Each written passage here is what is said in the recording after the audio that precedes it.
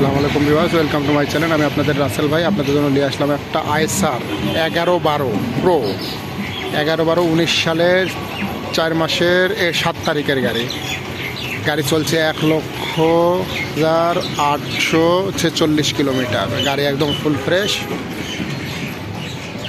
ফুল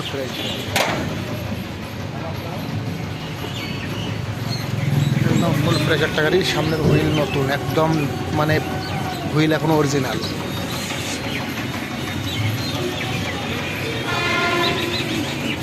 যারা full fresh গাড়ি খুঁজছেন দ্রুত চলে আসবে।